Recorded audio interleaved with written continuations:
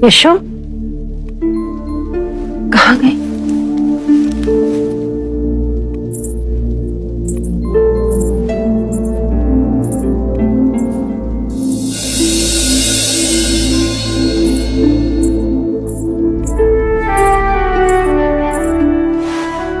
यशो,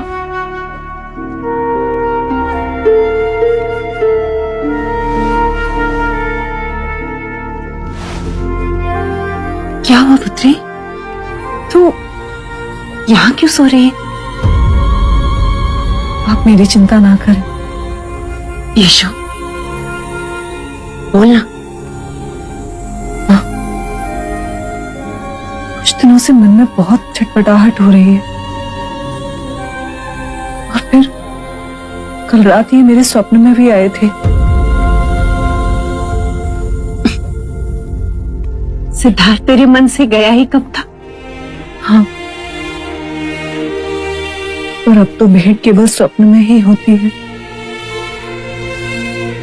हाँ, कल मैंने देखा कि ये घास की शैया पर सो रहे हैं, और आज जब मैं मंदिर गई तो एक साधु एक पेड़ के नीचे घास पर सोते दिखाई दिए, और उन्होंने अपनी बाहों को सिरहाना बनाया था। तो मुझे लगा कि मेरे स्वप्न और यथार्थ के बीच कुछ तो संकेत है। यशो, सिद्धार्थ ने जो मार्ग चुना है उसमें सुख और आराम कहाँ? उन्होंने जो मार्ग चुना है उसमें मैं उनकी सहभागी न बन पाई, पर सहयात्री तो बन सकती हूँ। इसीलिए मैंने ये व्रत लिया है कि आज से मैं बिछौना त्याग धरती पर ही सोऊंगी। यशो, इतना कठोर व्रत क्यों? अग्नि को साक्षी मान हमने सुख दुख में साथ निभाने का वचन लिया। आज वो शरीर से भले ही मुझसे दूर हो, पर मेरे मन के निकट ही है। तो जो मेरे पति का भाग्य, वो मेरा भी भाग्य।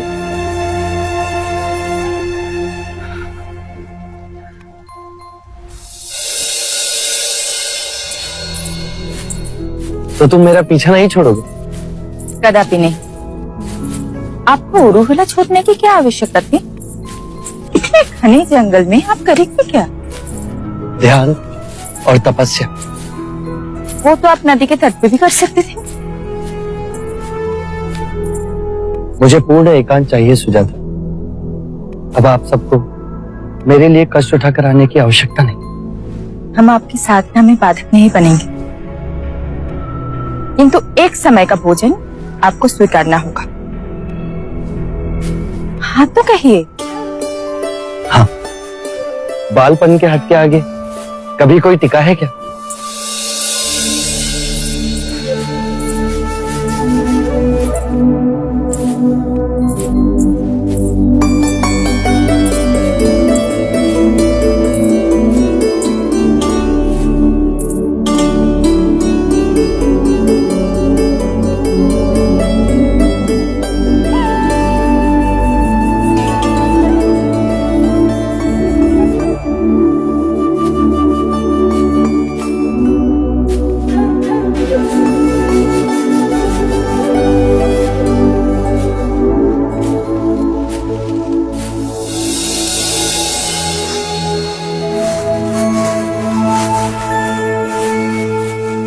यहाँ ना बैठे, यहाँ आपकी आंखों में धूप आएगी। साधना के लिए पूरब दिशा उत्तम। क्यों? पूरब से सूर्य उदय होता है। साधक इस दिशा को शुभ मानते हैं। अब आप लोग जाइए।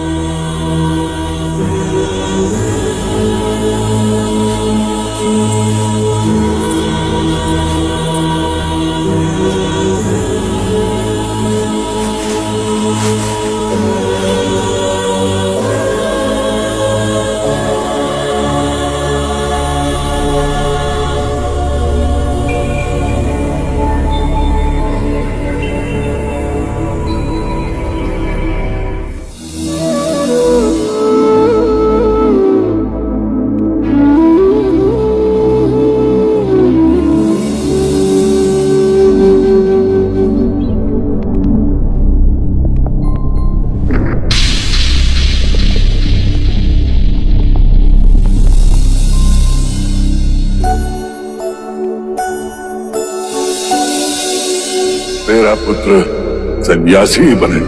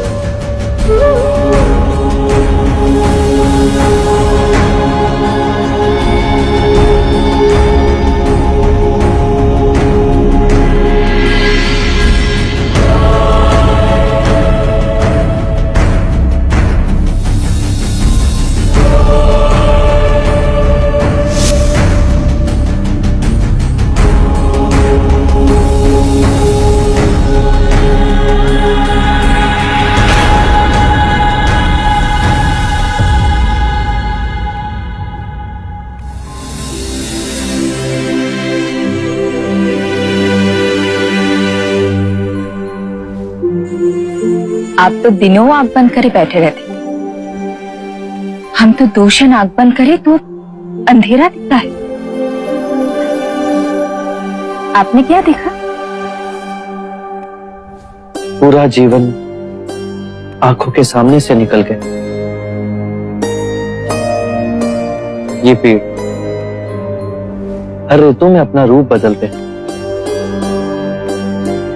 वर्षा के बाद हरे होते हैं, पतझड़ में पीले, और ग्रीष्म ऋतु में हर पत्ता सूखकर झड़ जाता है। उसी प्रकार हमारे जीवन में घटनाएं आती रहती, कोई सुखद तो कोई अति दुखद, पर स्थिर कुछ नहीं रहता। हर क्षण मन ही नहीं, शरीर भी बदलता रहता है। और जोगी महाराज, शरीर को भूख भी लगती है। हम आपके लिए खाना लाए, आप पहले कुछ खा लीजिए। मुझे कुछ छू कर गया। आसपास कुछ है? इसे भय कहते हैं।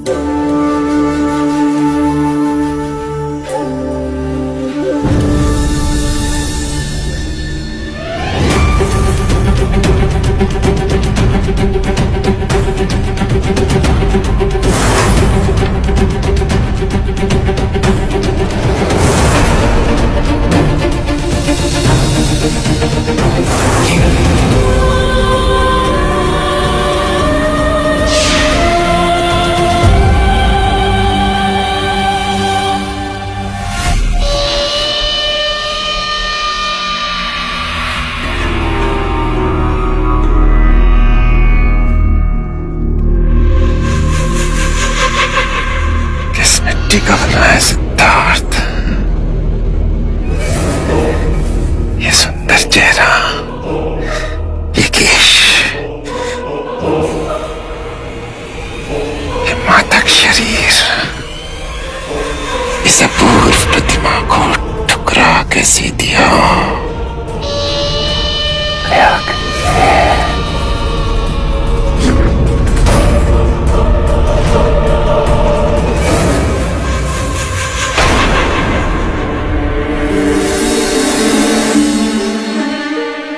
ऐसा लगा जैसे कोई सांप इस शरीर के निकट है।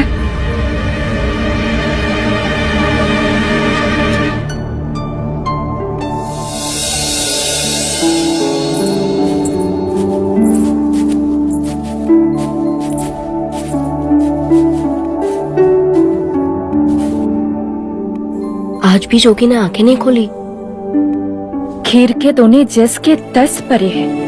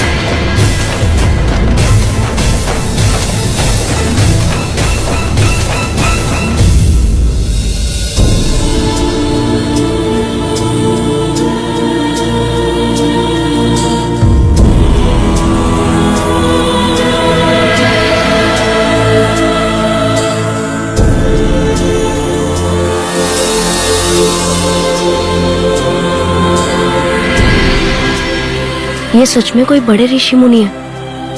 सांप बिना डसे ही चला गया। देख तो कैसे पत्थर के हो गए हैं। ये अपनी आंखों से हमें नहीं, कुछ और ही देख रहे हैं। जो हम तुम जैसे सामान्य लोग नहीं देख सकते। अर्थात अर्थात गगन के उस पार, क्या पता कोई अद्भुत दुनिया हो।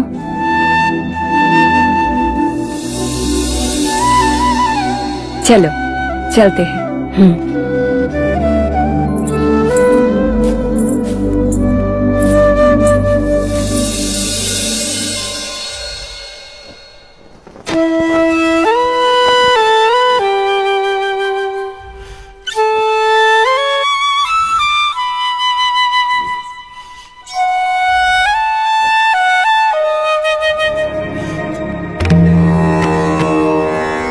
जाओ खेलो।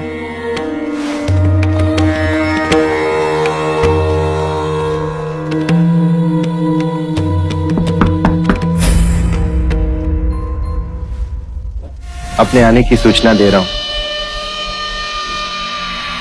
आ जाओ।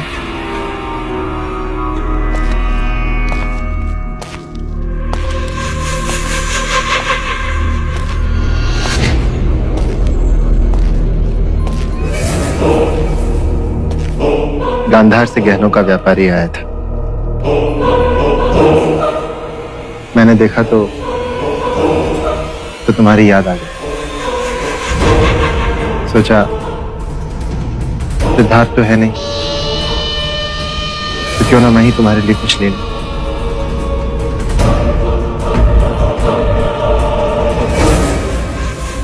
ये हार तुम्हारे गले पे बहुत सजेगा। लो, उपहार है। तुम तो ऐसे देख रही हो जैसे कोई सांप दिख गया।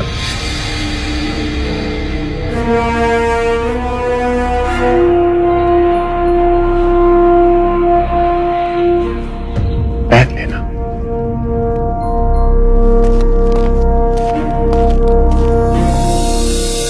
सुनो, मेरी ओर से ये हार उपहार। पर देवी, ये हार तो कुमार देवदत्त आपके लिए लेकर आए हैं। और मैंने तुम्हें दे दिया। इसे तुरंत उठा लो। शिवराज तुलसी की माला भी लाते तो वो मेरा गहना बनती, पर ये किसी विषैले सर्प के समान है।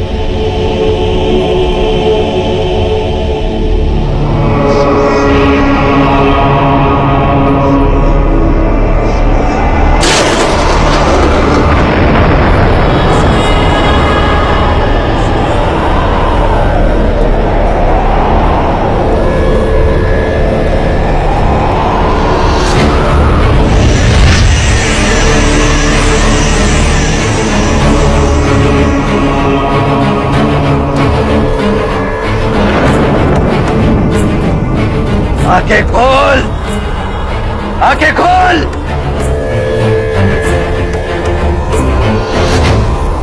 कौन हो तुम? लौकिक जगत में मुझे मारा कहते हैं, पर मैं तेरा ही रूप हूं। मैं भावनाएं हूं, पर तेरी। मन जो विनाशी है, उसके आगे मैं उस अलौकिक जगत में जा रहा हूं जो अविनाशी। अब तो उस अलौकिक जगत में नहीं जा सकता। तेरे तप की सीमा आ गई है, और अब उसके आगे तुम मुझे बांध नहीं पाओगे। मैं तुमसे मुक्त हो जाऊंगा, पर मुझसे विमुख हो क्या नहीं। काम, क्रोध, मद, लोभ, माया, ये मेरे अस्त्र हैं। पहले मुझसे युद्ध कर। नहीं, युद्ध से भावनाएं प्रबल होती हैं और फिर से यही भावनाएं इसी माया चक्र में फंसाती हैं। मैं इसी कर्म चक्र से परे जा रहा हूं, असंभव, जहां किसी काम का स्पर्श ना हो, जहां कोई माया उलझा ना सके, जहां कोई मोह बांध ना सके, जहां क्रोध जला ना सके। कामना, इच्छा, वासना, ये मेरी पुत्रियां हैं। पहले इनसे तो बच।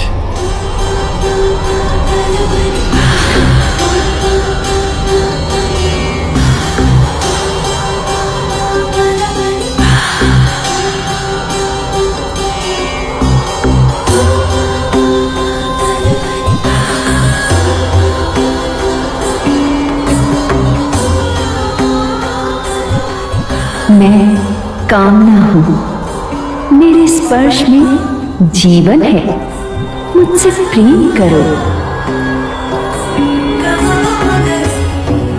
मैं वासना हूँ, मेरे फल में वो अनुभव है जिसके लिए मनुष्य तरसता है। मैं इच्छा हूँ, जीवन के समस्त सुखों का रस है मेरी मदिरा में, चखो इसे।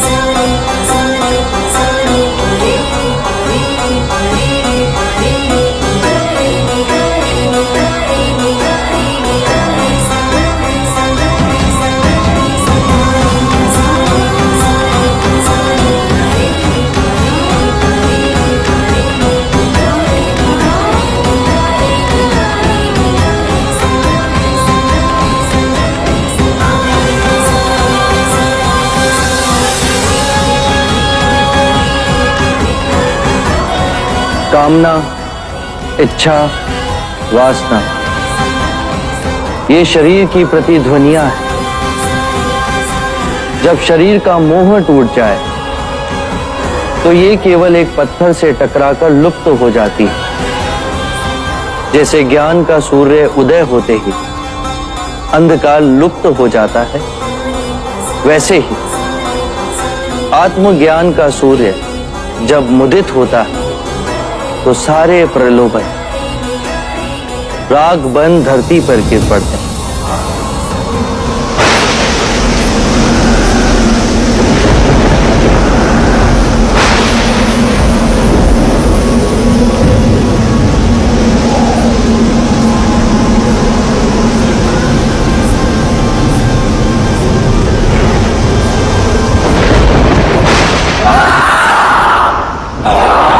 इस जीत पर गर्व न कर, मैं लौटूंगा, अवश्य लौटूंगा।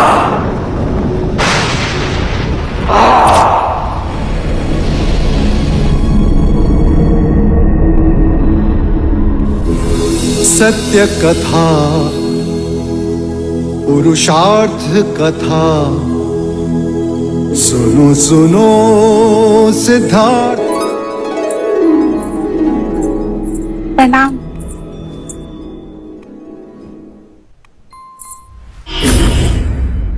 ये हार तेरे पास कहाँ से आया?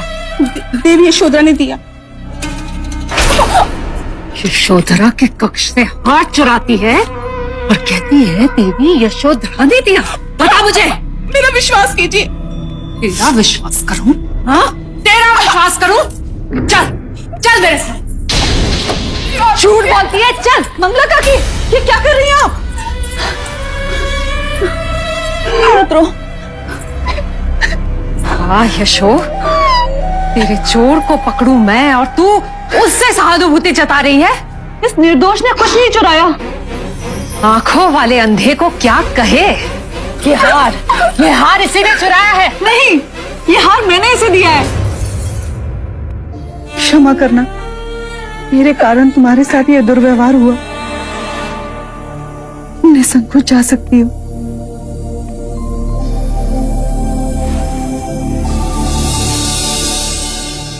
मती मारी गई है तेरी। इतना बहुमूल्य हार कोई दासी को भेंट करता है। ये हार मेरे लिए धूल समान है। यशो, हीरे जवाहरात का मूल्य भी तुम जानती हो। ये हार अगर किसी ने मुझे भेंट किया होता तो मैं आश्चर्य, कुमार देवदत्त ने ये हार मुझे क्यों दिया? अपनी माता को देते जो इसका मूल्य समझ सकती। देवदत्त, और तुमने देवदत्त के दिए हुए उपहार का तिरस्कार किया। बुरी बात, बहुत बुरी बात। और वो बेचारा देवदत्त तुम्हारे लिए कितना चिंतित है। उपहार का मैं कभी तिरस्कार ना करती। कुमार देवदत्त की चिंता का मूल्य भी होता यदि ये हार देने की भावना शुद्ध होती। मैं देवदत्त को परखने में गलत थी। मंगला काकी, आप तो देवदत्त को हम सबसे कहीं अधिक जानती हैं। मंगला काकी, देवदत्त के स्वभाव में ही खोट है।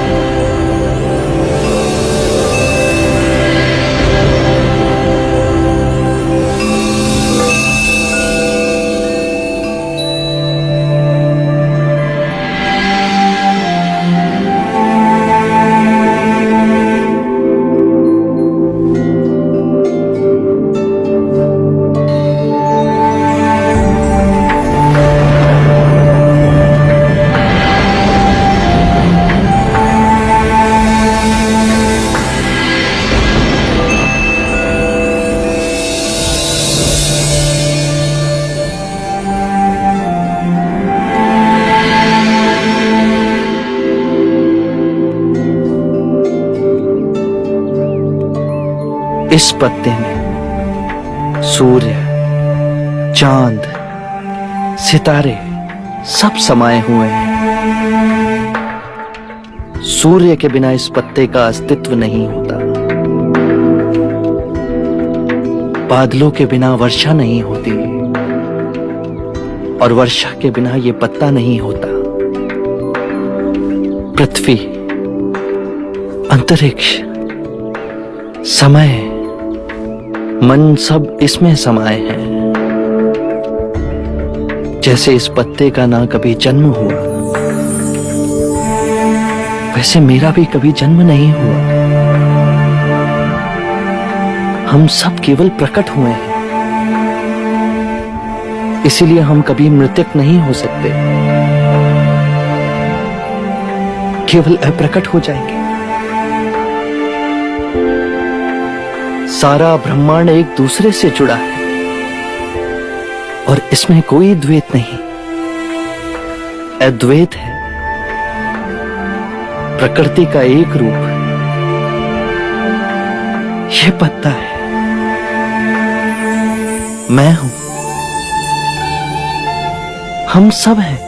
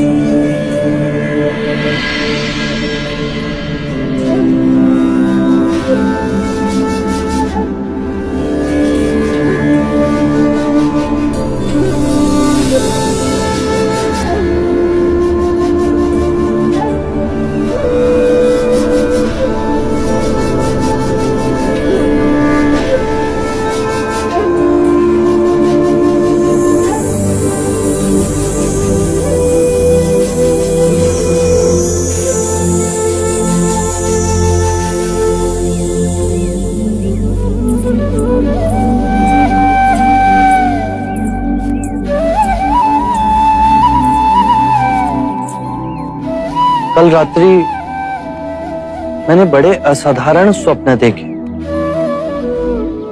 जो मुझे कुछ संकेत दे रहे थे।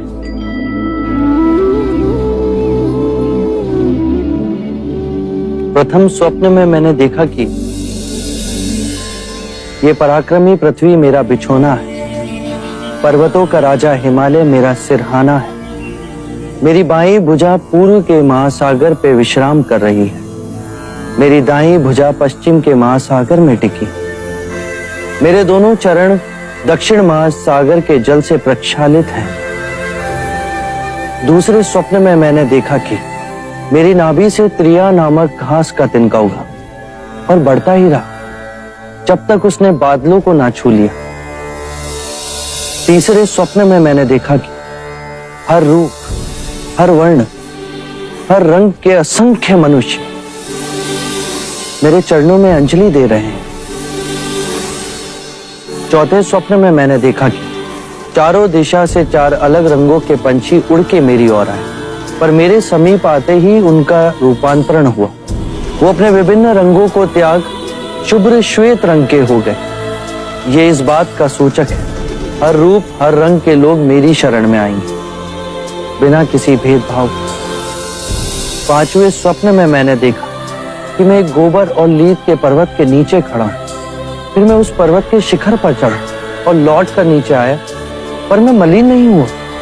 यह संकेत देता है कि मैं जीवन की दलदल में रहकर भी पुनीत रहूंगा। आपके सपने तो हमें समझ ही नहीं आए। मैं भी इन स्वप्नों का अर्थ ढूंढ रहा हूं। मेरे अंतर मन से एक स्वर उठ रहा है कि मैं सद्धर्म का मार्ग पाने वाला हूं। पहले ये खीर तो खा लीजिए।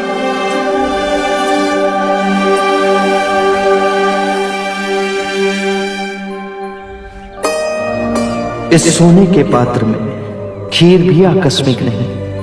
मेरे पहले जिन्होंने भी सम्यक संबोधि प्राप्त की, उन्होंने भी उसे प्राप्त करने से पूर्व सोने के पात्र में खीर खाई होगी। क्या मैं भी महान बोधित्व प्राप्त करने वाला हूं? खाइए ना।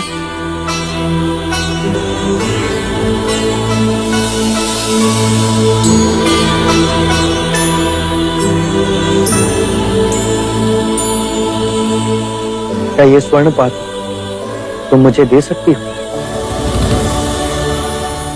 अवश्य। तो चलो मेरे साथ, मुझे एक परीक्षा लेनी है।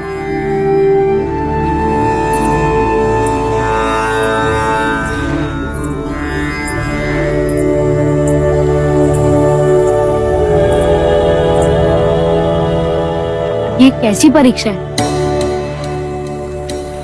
यदि मैं बुद्धत्व के निकट हूं तो ये स्वर्ण पात्र नदी के प्रवाह के विपरीत दिशा में बहेगा, अन्यथा डूब जाएगा।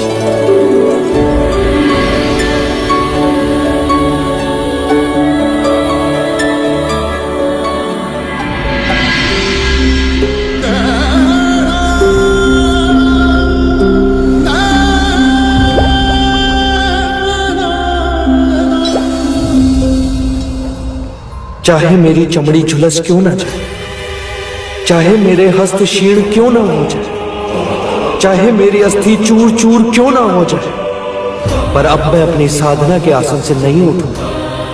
केवल ज्ञान प्राप्त हो, नहीं तो मेरे प्राण जाए।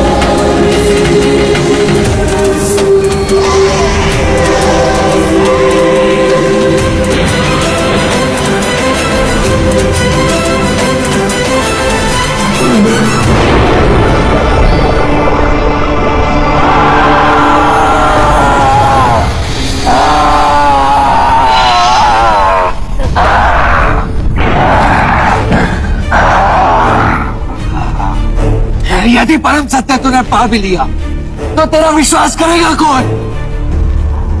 तो बुद्ध के सिंहासन पर गए, इतना अहंकार तुझमें जाना कैसे है? मैं स्वयं धरती को अपना साक्षी बनाता। आज ये पृथ्वी साक्षी होगी कि सिद्धार्थ ने मारा को कैसे पराजित किया। ये पृथ्वी प्रतीक है कि हम दो विपरीत विचारधाराओं के बीच स्थिर हो सकते हैं, अंतर में और बाहर भी। सुख और दुख एक ही सिक्के के दो रूप। जब सुख की कामना का अंत हुआ तो दुख का भय समाप्त हुआ। जीवन का उद्देश्य हर जीव को विचरना है, उसे अपनी चेतना जगाना है। आकाश गंगाओं में यात्रा करो, पर पैर धरती पर गड़े होने चाहिए। मैंने पा लिया है सुख दुख, रात दिन, अच्छा बुरा, मन और माया का खेल, परंतु उसके बीच एक मध्य बिंदु है, वही जीवन का स्रोत है और वो हर मनुष्य की चेतना में। कहीं बाहर नहीं?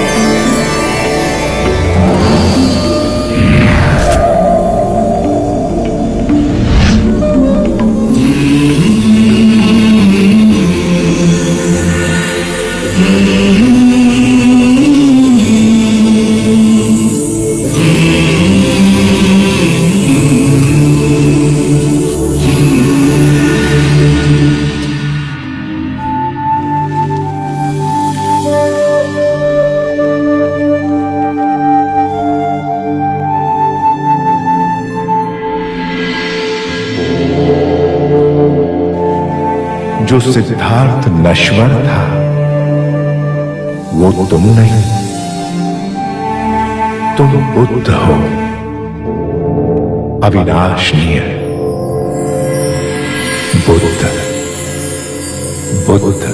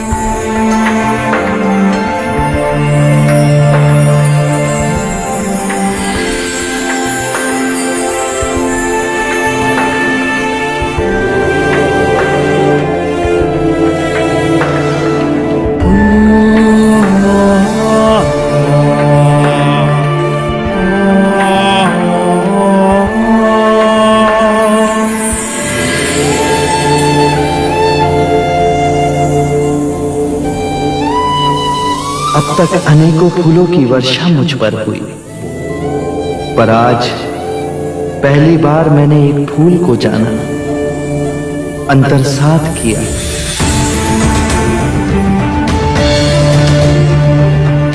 मैं जाग गया तो पूरी प्रकृति ही बदल गई।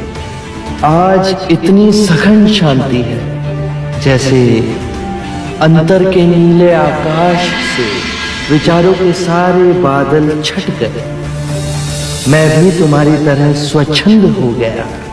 टूट गए सारे बंधन, मिट गए वो अंधेरे जिनमें इतने वर्षों भटका। गहरी नींद में सोया था और अब जाग गया।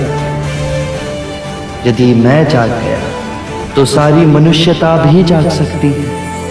सब जाग जाएं, तो पृथ्वी पर शांति और सुख का नया अध्याय शुरू होगा।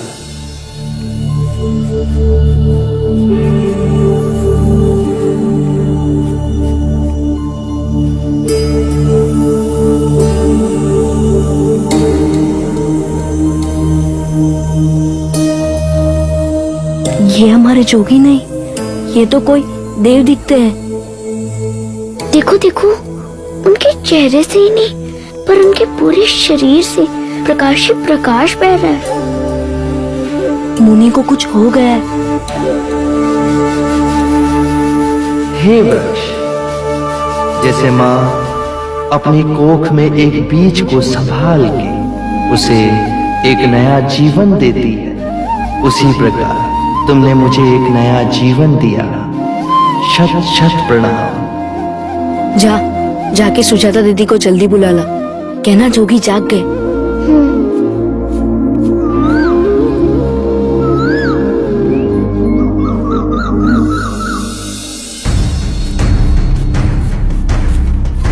दीदी, दीदी, क्या हुआ? दीदी जोगी को कुछ हो गया है। क्या हुआ उनको? दीदी उनका चेहरा पीला हो गया है और उनके आसपास इतना प्रकाश है, उन्हें कुछ हो गया है। हे ईश्वर, कहीं फिर अस्वस्थ तो ना हो गए? जल्दी चल।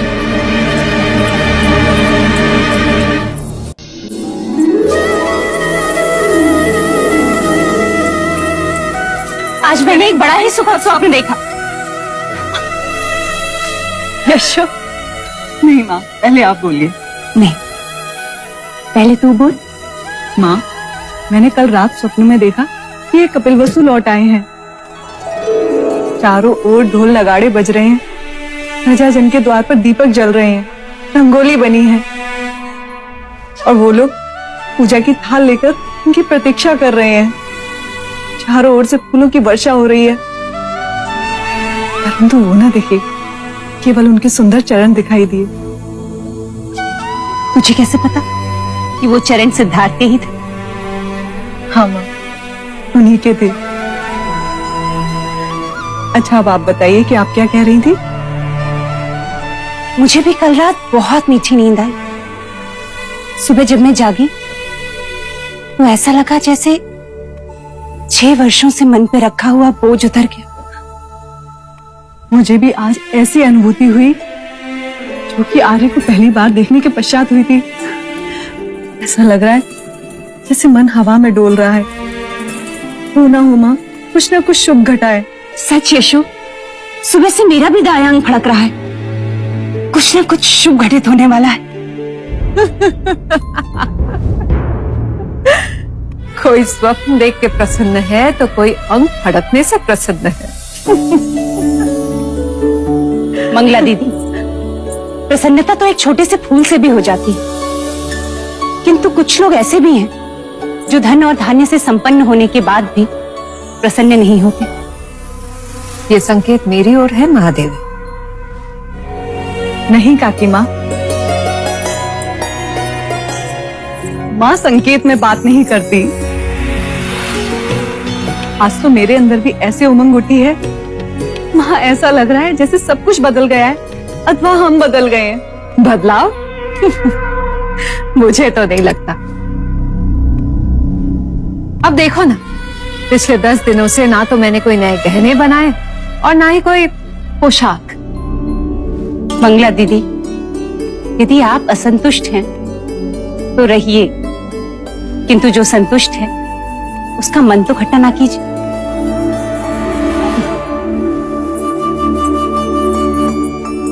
पता नहीं क्यों आज हर क्षण मैं इनकी ओर खींची जा रही हूँ माँ। अवश्य ही सिद्धार्थ की कोई शुभ सूचना आने वाली है।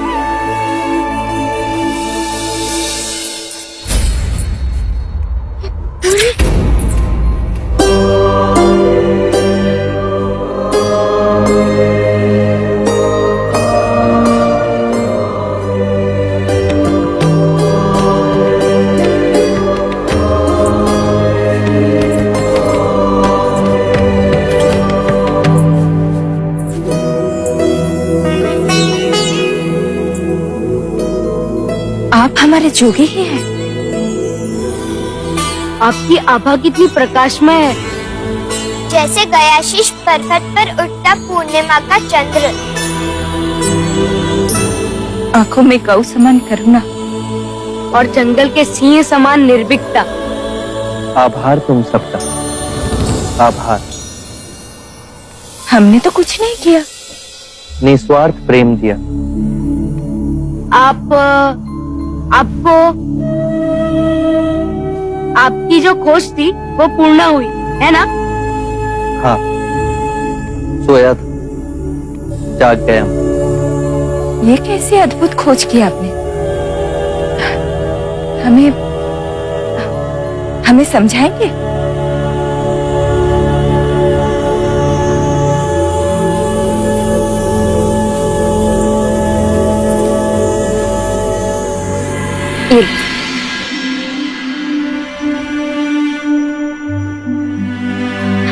पहले आप तो ले लेते।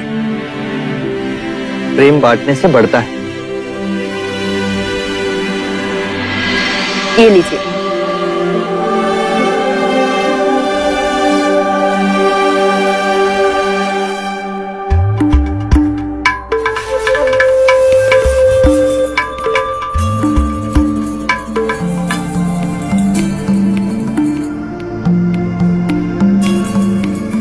जब हम नारंगी खाते हैं, तो हम उसे पूर्ण जागरूक होकर नहीं खाते।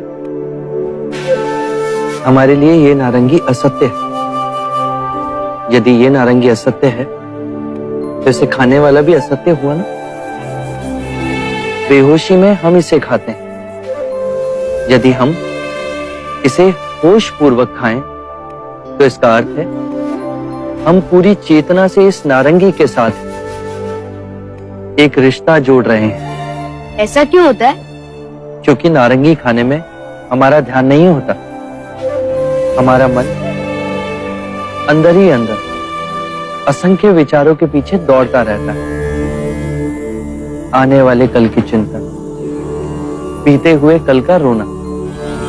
यदि वो इस ही क्षण में हो, तो ये नारंगी यथार्थ है, और फिर तुम भी यथार्थ हो, सत्य हो।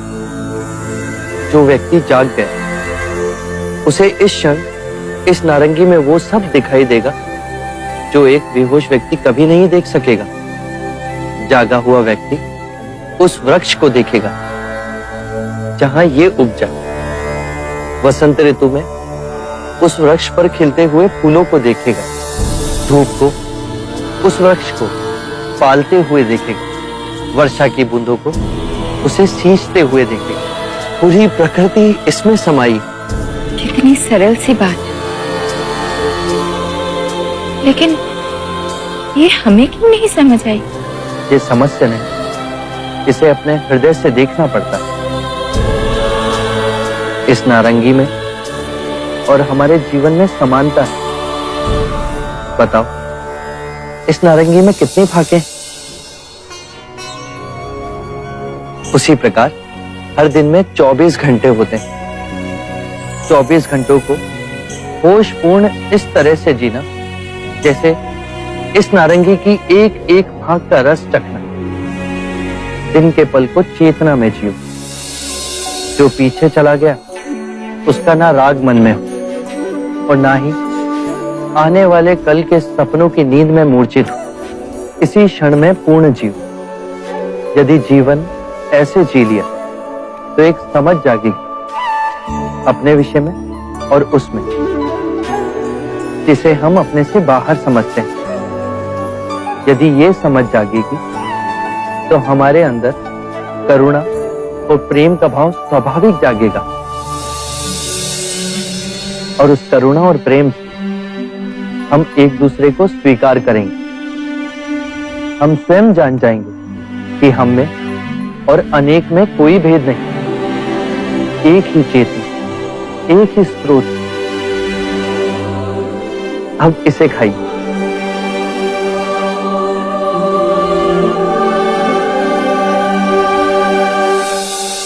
दीदी, ये वस्तु तो आप लाना भूल ही गई। ये मुनिवर, जब आप साधना में थे तब दीदी और मैंने आपके लिए बनाया था। अहो भाग्य, तुम सबसे मुझे इतना प्रेम मिला। सुजाता ने मुझे खीर खिलाई, स्वास्ति ने मेरे लिए उषा का आसन बनाया। अब ये वस्त्र, अब जाने का समय हो गया। क्या आप हमें छोड़ के चले जाएंगे? आप आज अभी तो ना जाएंगे। वो आज नहीं जाएंगे। जोगी की बात ही नहीं समझी तुमने। इसी क्षण में जियो। जब तक वो नहीं जाएंगे तब तक तो वो हमारे साथ ही है। अस्थि नहीं मिलेगी।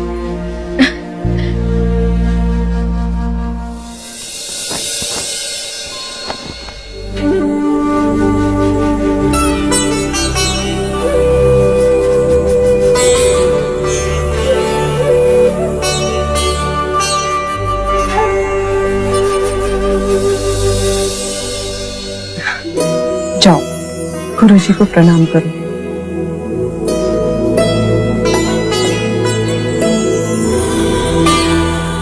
यशस्वी भव।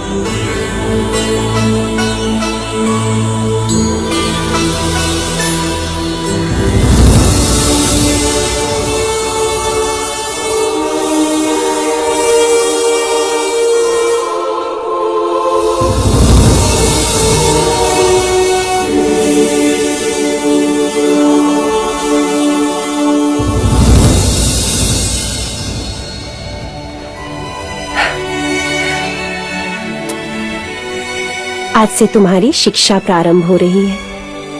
खूब मन लगाकर अभ्यास करना।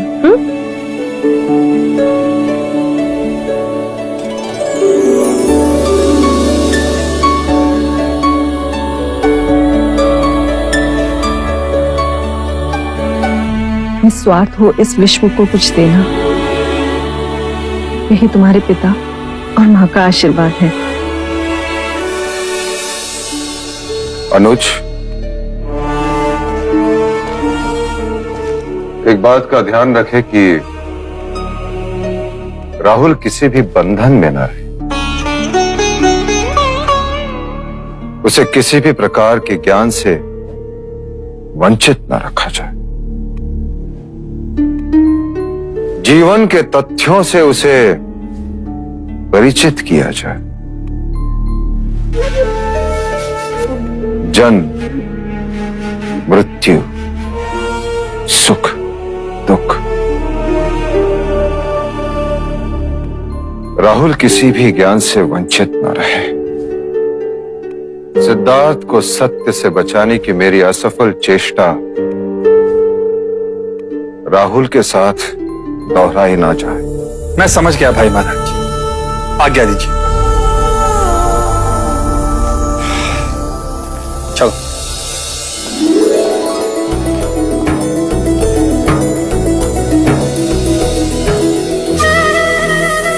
नंद, नंद,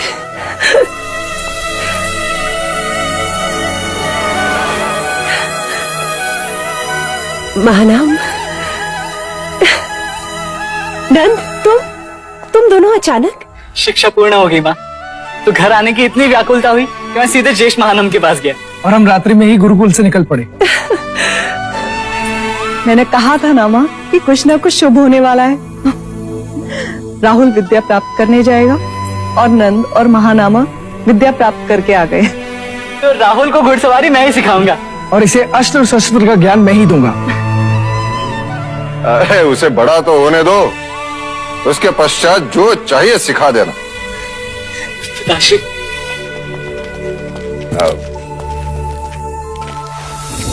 अजीब भाग्य पाया देवदत्त ने। सिद्धार्थ जब सिंहासन खाली छोड़कर चला गया तो ये नंद आदम का। अब देवदत्त को कोई बड़ा कारनामा कर। आप चले जाएंगे तो? स्वास्ति, यदि मैं यहाँ रुका तो कितने प्राणी इस संसार में मुक्ति के मार्ग से वंचित रह जाएंगे। परंतु हम आपके बिना कैसे रहेंगे? देखो स्वास्थ्य, तुम्हारे पानी में पत्थर फेंकने से एक तरंग उठी और उस तरंग से कितनी और तरंगे बनती गई। ऐसा क्यों हुआ? क्योंकि पत्थर ने पानी में गिरते ही पानी को ढकेला, इससे और तरंगे बनी। तो मैं गया कहाँ? तुम्हारे साथ ही तो हूँ। मैंने तुम्हारे जटलिका, बालागुप्ता, पूर्णा और सुजाता के मन में एक तरंग पैदा की। अब ये तरंगे तुम सब दूसरों के मन में पैदा करोगे। और आप दूर जाके सबके मन में तरंगे पैदा करेंगे। इसे हम ज्ञान मार्ग कह सकते हैं। हाँ स्वास्थ्य, और इस मार्ग पर चलकर पूर्ण जागरूकता प्राप्त होगी। क्या हम आपको पूर्ण जागरूक व्यक्ति कह सकते हैं? मगधी में जागरूक व्यक्ति को बुद्ध कहते हैं। क्या हम आपको बुद्ध कह के संबोधित कर सकते हैं? अवश्य। बुद्ध बुद्ध बुद्ध बुद्ध बुद्ध बुद्ध बुद्ध बुद्ध बुद्ध बुद्ध बुद्ध और जिस वृक्ष के नीचे आप जागृत हुए, क्या हम उसे बोधि वृक्ष कह सकते हैं? हाँ, जिस वृक्ष के नीचे सिद्धार्थ बुद्ध बने वो बोधि ही कहलाएगा। बोधि वृक्ष, बोधि वृक्ष, बोधि वृक्ष, बोधि वृक्ष, बोधि वृक्ष, बोधि वृक्ष, बोधि वृक्ष, बोधि वृक्ष।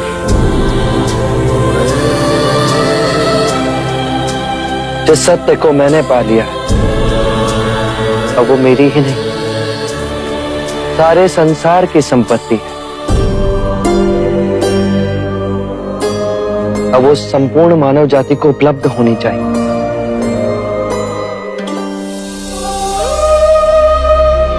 आप हमें कभी ना मिलेंगे।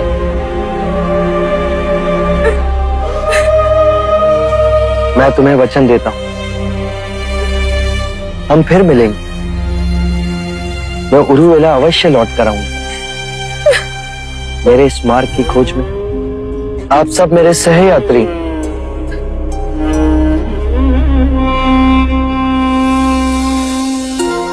अश्रों के साथ मुझे विदा करोगे तो मेरा मन भारी हो जाए। आप सब मुझे मुस्कुरा कर विदा करें।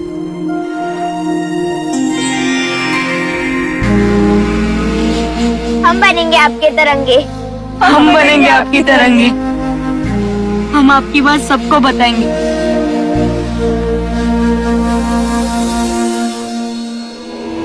आरंभ हो गई निर्वाण प्रथा, सुनो सुनो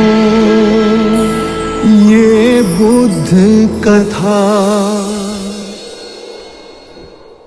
हर दिन के पल को चेतना में जियो, जो पीछे चला गया उसका ना राग मन में हो, ना ही आने वाले कल के सपनों की नींद में डूबे रहो। इसी क्षण अर्थात सचेत अवस्था में पूर्ण जियो।